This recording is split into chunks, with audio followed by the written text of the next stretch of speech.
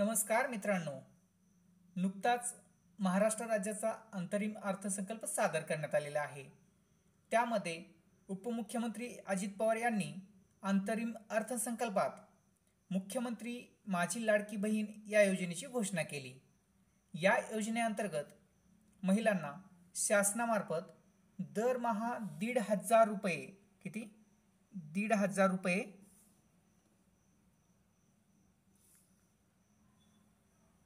दिले जाणार आहेत. तसेच यासाठी पात्र अपात्रतेचे निकष लावण्यात आलेले आहेत. मुख्यमंत्री माझी लाडकी बहीण योजनेत आताच महत्त्वाचे 7 बदल करण्यात आलेले आहेत. ते पुढील प्रमाणे आहेत. पहिला आणि सर्वात महत्त्वाचा बदल म्हणजे कालमर्यादेमध्ये वाढ करण्यात आलेली आहे. ती पुढील प्रमाणे सदर योजनेत अर्ज करण्याची मुदत ही 1 जुलै 2024 ते 15 जुलै 2024 पर्यंत ठेवण्यात आलेली होती.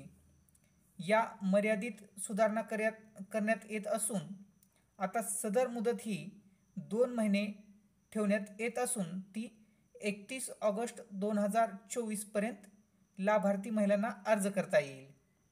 तसेच 31 ऑगस्ट 2024 पर्यंत अर्ज करण्यात आलेल्या लाभार्थी महिलांना 1 जुलै 2024 पासून दरमहा 1,500 रुपये आर्थिक लाभ देण्यात येणार आहे. ही सर्वात महत्त्वाची बाब आहे.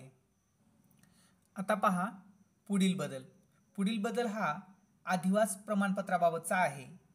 तो पुढील प्रमाणे या योजनेच्या पात्रतेमध्ये अधिवास प्रमाणपत्र असणे आवश्यक असल्याचे नमूद करण्यात आले होते. आता लाभार्थी महिलेकडे अधिवास प्रमाणपत्र उपलब्ध नसेल तर त्याऐवजी 15 वर्षापूर्वीचे राशन कार्ड, मतदान ओळखपत्र, शाळा सोडल्याचा दाखला किंवा जन्मदाखला या 4 पैकी कोणतेही एक प्रमाणपत्र किंवा ओळखपत्र ग्राह्य धरण्यात येणार आहे. आता पुढील बदल पहा. पुढील बदल हा शेतीशी संबंधित आहे. लाभ घेण्यासाठी पूर्वी 5 एकर शेतीची अट घालण्यात आलेली होती. आता ती अट वगळण्यात आलेली आहे. आता पुढील बदल पहा. पुढील बदल हा वयोमर्यादेशी संबंधित आहे. अगोदर वयोमर्यादा ही किमान 21 वर्ष तर कमाल 60 वर्ष अशी करण्यात आलेली होती. आता ती बदलून सध्या किमान 21 वर्ष तर कमाल 65 वर्ष अशी करण्यात आलेली आहे. आता पहा पुढील बदल हा परराज्यात जन्मलेल्या व महाराष्ट्र राज्यातील अधिवास असलेल्या पुरुषासोबत लग्न केलेल्या महिलांशी संबंधित आहे.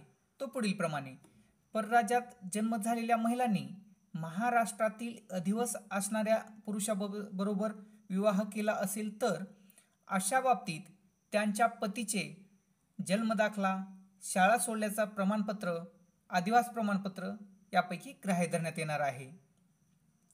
आता पुढील बदल पहा. हा बदल उत्पन्नाच्या दाखल्याशी संबंधित आहे. पूर्वी 2.5 लाख रुपये एवढी उत्पन्नाची मर्यादा घालून देण्यात आलेली होती. त्यासाठी तहसीलदारांचे उत्पन्नाचे प्रमाणपत्र लागणार होते. पण सध्याला यामध्ये बदल करून 2.5 लाख रुपये उत्पन्नाचा दाखला उपलब्ध नसेल तर त्या कुटुंबाकडे पिवळे व केशरी रेशन कार्ड उपलब्ध असेल त्यांना उत्पन्नाचा दाखला प्रमाणपत्रातून सूट देण्यात येत आहे. अशी तरतूद करण्यात आलेली आहे. आता पुढील बदल पहा. सदर योजनेत कुटुंबातील एका पात्र अविवाहित महिलेला सुद्धा या योजनेचा लाभ देण्यात येणार आहे. अशी तरतूद करण्यात आलेली आहे. आता पाहूयात अर्ज कसा करायचा. या योजनेसाठी लाभ घेण्यासाठी अर्ज कसा करायचा. योजनेच्या लाभासाठी पोर्टल, मोबाईल ॲपद्वारे, सेतू सुविधा केंद्राद्वारे अर्ज करता येईल. यासाठी लाभार्थ्याचे आधार कार्ड, महाराष्ट्र राज्याचे अधिवास प्रमाणपत्र किंवा महाराष्ट्र राज्यातील जन्मदाखला, त्याचबरोबर सक्षम अधिकाऱ्याने दिलेला कुटुंब प्रमुखाचा उत्पन्नाचा दाखला, उत्पन्नाची मर्यादा ही 2.5 लाख रुपये असणे अनिवार्य आहे. त्याचबरोबर लाभार्थ्याचे बँक खाते पासबुकच्या पहिल्या पानाची झेरॉक्स, पासपोर्ट आकाराचा फोटो, रेशन कार्ड, त्याचबरोबर सदर योजनेच्या अटी व शर्तीचे पालन करण्याबाबतचे हमीपत्र इत्यादी कागदपत्राची पूर्तता करून अर्ज करता येईल. अशा प्रकारच्या नवनवीन योजनांच्या माहितीसाठी आपले चॅनल सबस्क्राईब करा. त्याचबरोबर लाईक, शेअर आणि कमेंट करायलाही विसरू नका. थँक्यू.